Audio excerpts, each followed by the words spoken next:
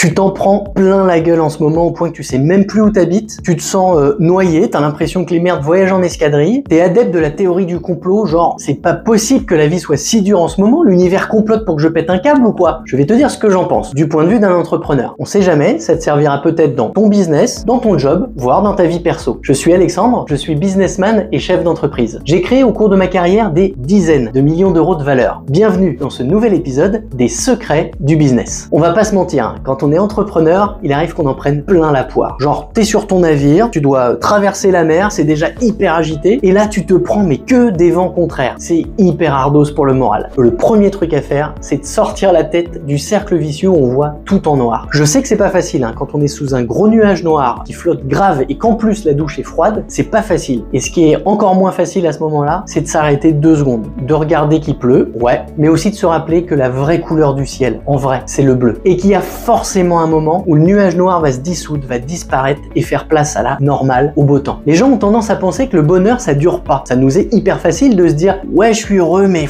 ça va pas durer, il y a forcément un moment où ça va s'arrêter. Ok, mais pourquoi on fait pas le contraire face au malheur? Se dire dans la tempête, il y a forcément un moment où ça va s'arrêter aussi. On est incapable de se dire quand on est heureux, oh là là mince si ça continue je vais être encore plus heureux. Alors pourquoi on se dit dans la tempête, putain c'est de pire en pire et ça va mal finir? Bah tout simplement parce que sur une balance, si on met un événement négatif d'un côté et un événement positif de l'autre, il y a intérêt à ce que l'événement positif soit autrement plus grand pour l'emporter sur l'événement négatif de même poids. La nature humaine est ainsi faite. Et c'est pas moi qui le dis, c'est le sociologue Jonathan Haidt qui prétend dans son livre L'hypothèse du bonheur, retrouver la vérité moderne dans la sagesse ancienne, que les expériences négatives ont un impact plus puissant sur notre morale et notre vision du monde que les expériences positives. En fait, il explique que notre cerveau est câblé pour accorder plus d'attention aux aspects négatifs de notre vie parce que ça nous aide à détecter les dangers potentiels et surtout à nous adapter à notre environnement. Alors comment on garde le moral dans les moments difficiles? Premièrement, il faut s'entourer de gens inspirants. Il y a un gars qui le dit, c'est Jim Rohn. Tu es la moyenne des 5 personnes que tu fréquentes le plus. Entoure-toi de gens qui te poussent vers le haut, qui te soutiennent et qui te motivent. Deuxièmement, prends du recul. Face à un problème, force-toi à te demander qu'est-ce que je peux tirer de ce qui est en train de se passer? C'est quoi le message que la vie, l'univers sont en train d'essayer de me faire passer et puis que je veux pas voir? Et enfin, sois toi. Fais l'expérience de toi, y compris dans les moments difficiles. Avec le recul, ce sont ces moments-là qui t'en apprennent le plus sur toi-même. Mais dans l'instant, t'as jamais ce recul évidemment. Sors juste la tête de l'eau un instant pour observer ce qui se passe comme si t'étais spectateur de la vie d'un autre. Et cet autre, tu as envie de lui dire t'inquiète paupiette, ça va aller, puis tu en sortiras grandi. Si tu veux faire de ta vie un succès, n'oublie jamais cette phrase de Churchill. Le succès, c'est d'aller d'échec en échec sans perdre son enthousiasme. Garde donc ton enthousiasme. Sinon tu laisses les vents contraires, les méchants, les petits, les minables, les obstacles, les fourbes et les lâches gagner. Et on est d'accord, c'est pas ce que tu veux. Alors garde le cap, garde ton objectif et crois-moi, la vraie couleur du ciel, c'est le bleu. Et n'oublie pas de t'abonner à ma chaîne pour découvrir bientôt de nouveaux secrets du business.